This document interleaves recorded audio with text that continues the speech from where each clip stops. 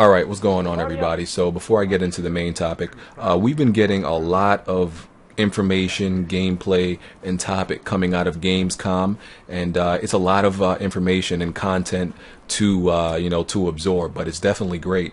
I don't know. To me, it seems like Gamescom this year is almost more like an E3 for some reason, with the amount of reveals that we are getting. Gamescoms in the past are similar in what we've been getting, but I feel like the amount and the quantity is just way more with what they've been throwing at us, which is, like I said, definitely a great thing, but it's just feeling more of an E3 to me. Now, with all of the content that we have been given, one of the highlights for me was Mafia 3. Some of you may have seen my BG plays for Mafia 2, which I did, just seemed to do just in time. I did it, just like a week before they announced that Mafia 3 would be revealed soon. And Mafia 2 was a very good game. It was mostly praised for its story.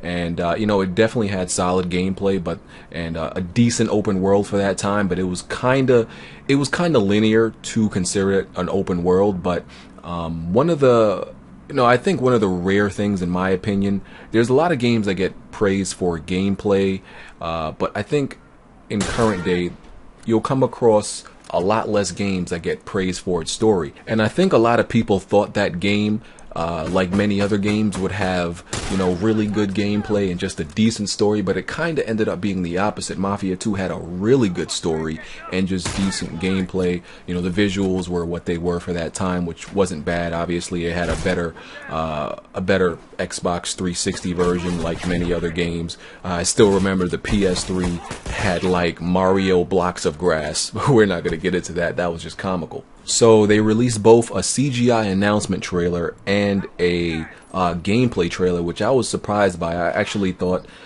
they would only give us an announcement trailer, but they gave us both. And they gave us a lot of information in the CGI trailer, which I saw first. And it's one of those CGI trailers which they try to give you so much information. There was so much information in that CGI trailer. They set the tone. They gave us a lot of information about the main character, Lincoln Clay, who is a biracial Vietnam vet. The game takes place in New Orleans, or as some people like to be overly correct and say New Orleans, but nevertheless the gameplay takes place in New Orleans. They introduced us to a few new characters and one returning character who is Vito Scaletta. I was very happy to hear that he was returning in this game. So this game does take place in the same universe as Mafia 2. It's not like they've created a whole new game and it has no connections to Mafia 2. There is a direct connection in this game, and that's Vito Scaletta, like I said, who is the main protagonist, who is one of his lieutenants in this game, as well as two other main characters, one who is Irish and the other who is Haitian, and they all have their own crime, family syndicates and everything like that, and they're teaming up to go against the Italian mafia, which I will be getting into a little bit more and explaining the question that you see above, which I saw, I felt it was very ignorantly asked by many people. But like I was saying, the CGI trailer was amazing, and that's the reason I didn't think they were going to give us any gameplay, because I thought it was going to be one of those teaser trailers where it just gives us information but makes us wait for the gameplay. But they gave us gameplay. The gameplay looks like a muchly improved Mafia game, more expanded open world. It still has you can tell that kind of unique touch that the Mafia 2 had as far as the shooting, the movement. Hopefully it's a little bit smoother and everything. I'm sure they'll do that. And I saw a few innovative things in the gameplay, such as the mirror, the rear view mirror when he was driving. The developers made it an emphasis that you can make sure you see what's going on in the background, like when you have when you have these sequences where you're taking out other cars and such, you can actually see what's going on in the background, and that's been an issue in many other games. Developers have never tackled that, so I thought that was very smart of them.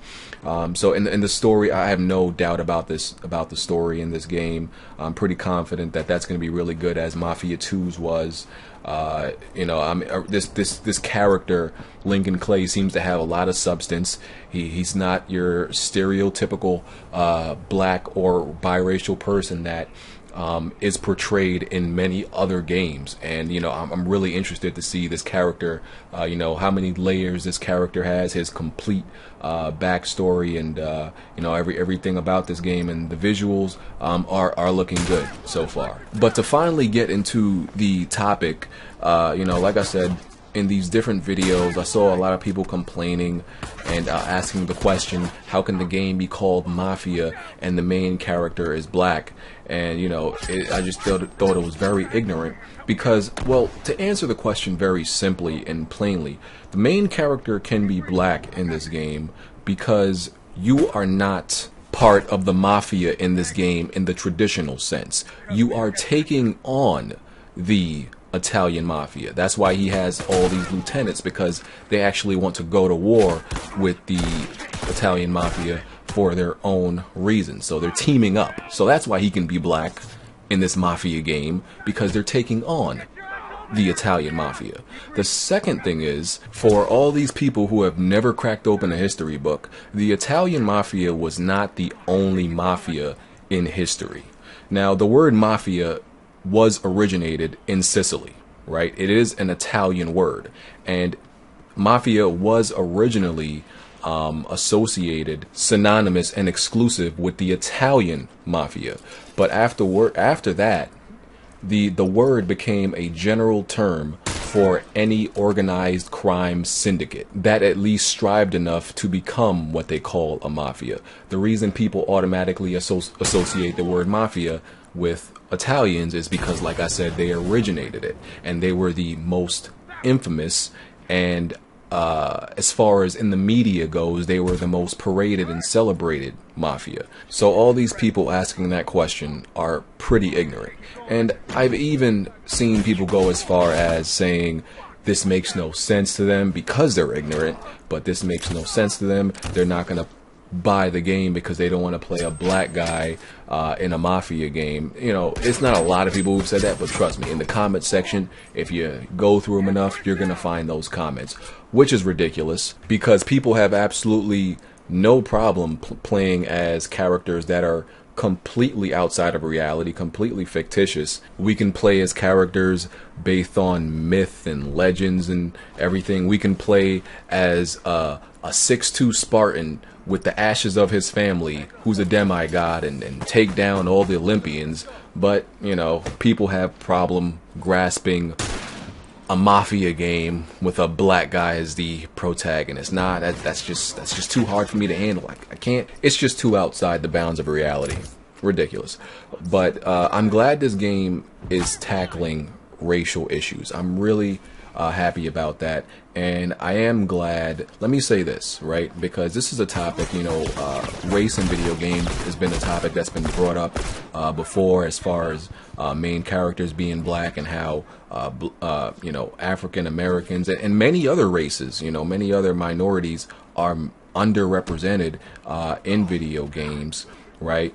And this is something I've said before. I don't want a black character in a video game for no other reason than he's black, right? Lincoln Clay, for example, when you look at the CGI trailer, it explains why it makes sense that this character is biracial or black. It makes complete sense to the story. There is reason and logic for it, and the whole story and the whole game is backed up by it, is set up by it, right? So I don't want developers to just put in black characters just to say, hey, we have a black character in our game. Okay, why? What does that do for the game? Now, I'm not saying you have to have some type of deep reason or anything, but if you're doing it just to be politically correct, nah, don't do that. Because I'm sure they don't have a reason necessarily why they make so many white main characters, right? It's not about that. So I'm not saying you have to have a deep reason to put a black character as a main character, but don't do it just to be politically correct, right? And like I said, I'm so glad this main character doesn't seem to be a paper thin stereotype, because even though I do like characters like Franklin from GTA 5, Franklin has no substance really. I mean, he's what you would expect from a 90s movie from the hood, right? That's pretty much what he is. I like him, but there's so much more dynamics to a black character that they could display and they could explore. And it was also brought up a few years back.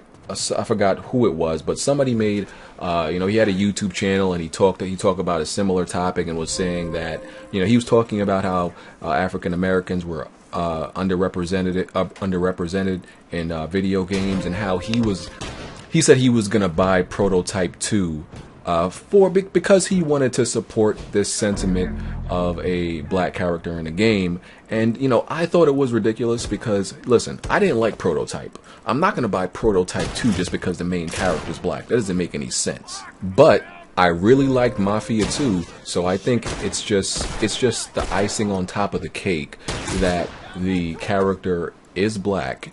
He has substance, he has layers, and there's a good story behind him, and he has an interesting background. So that's the situation where we should see and we should want diversity in video games. Not just about black characters, but all races, if it makes sense to the game. That's my thing. If it makes sense to the